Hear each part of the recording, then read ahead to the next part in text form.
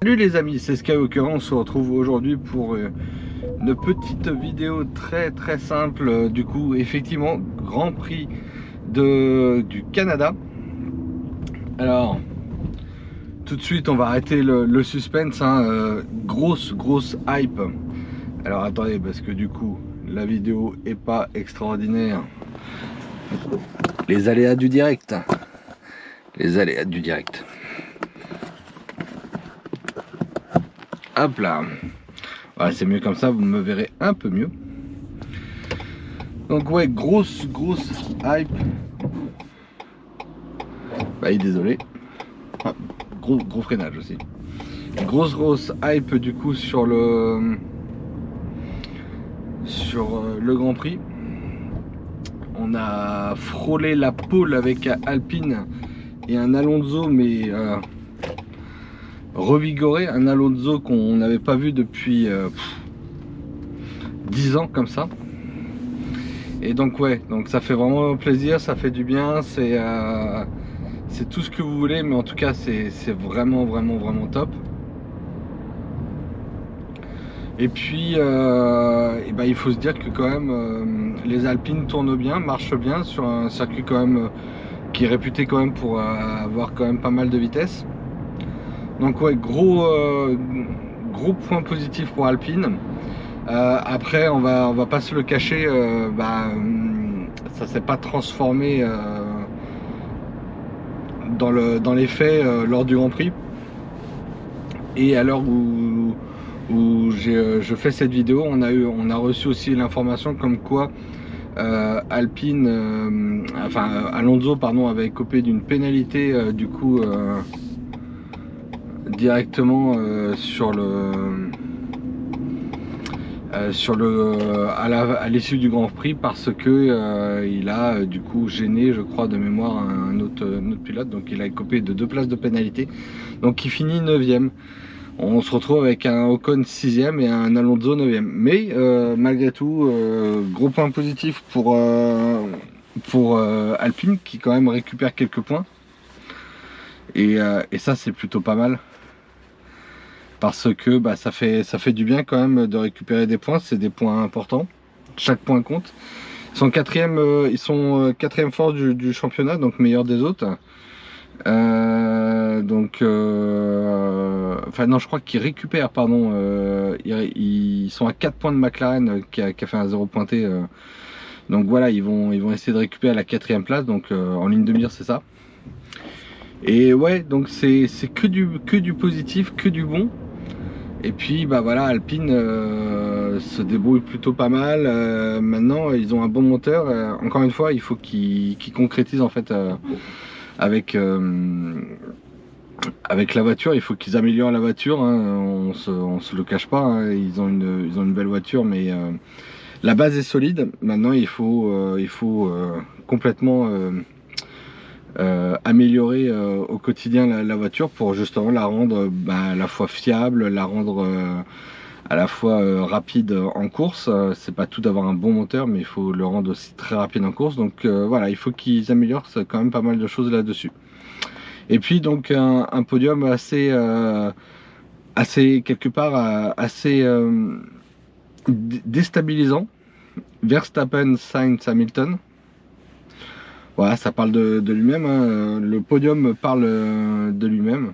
On n'a pas eu beaucoup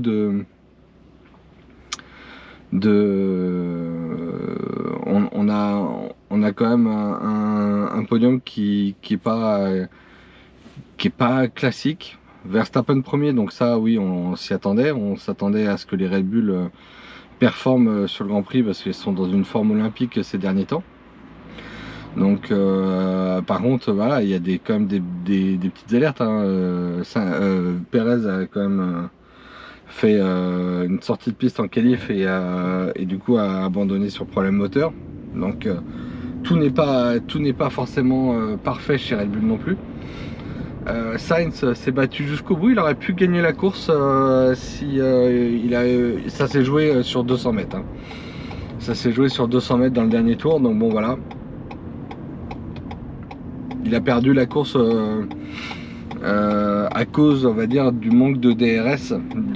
Du coup, effectivement, il aurait déclenché le DRS, il aurait pu passer Verstappen. Mais bon, voilà, donc c'est pour ça que je vous dis, ça s'est joué sur 200 mètres. Et donc il y a Sainz quand même, malgré tout, qui joue les points quand il faut jouer les points.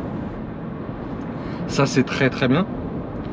Et un Verstappen qui gagne quand il faut gagner, conserve des points quand il faut en conserver. Bon voilà, hein. La messe est dite, hein. Je pense qu'il n'y a pas vraiment il n'y a pas grand chose à ajouter, si ce n'est que on a quand même Hamilton qui est revenu 3ème. Donc je dirais presque qu'il est revenu un peu d'entre les morts. Vous savez, Hamilton, il a énormément de problèmes avec sa voiture. J'ai l'impression que lui en souffre plus que Russell. Donc ils ont ce qu'on appelle du porpoising, donc du marsouinage. Et récemment, les spécialistes de la F1 se demandent si ce n'est pas plutôt du bouncing. Donc le bouncing, c'est rien à voir avec le porpoising. C'est vraiment du coup on est sur autre chose.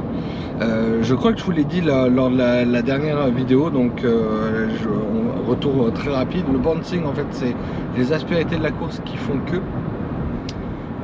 vous avez une petite bosse, et donc la bosse fait décoller la voiture et est l'élément déclencheur du marsouinage. Le porpoising, donc le marsouinage, c'est qu'en ligne droite, même sur une surface très lisse, la voiture du coup est scotchée à la route, puis décolle, puis scotchée à la route, puis décolle.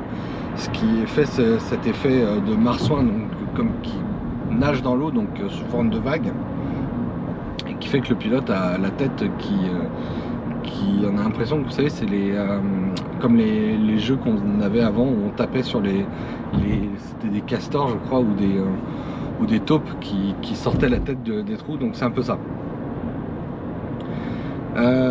Donc voilà, le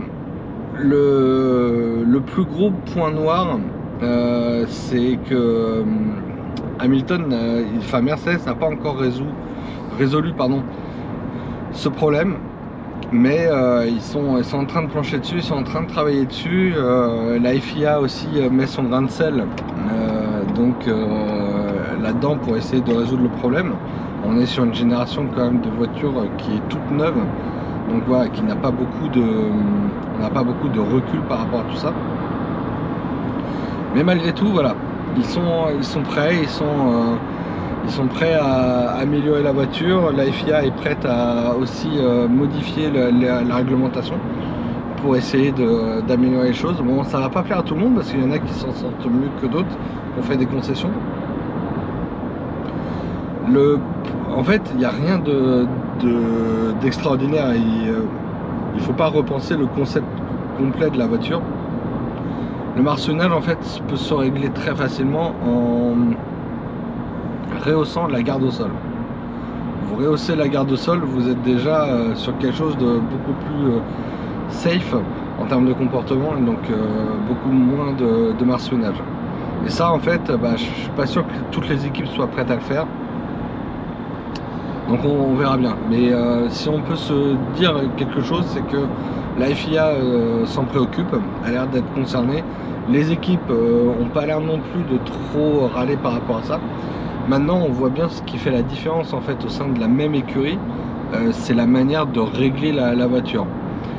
Hamilton souffre beaucoup du marsouinage, Russell beaucoup moins.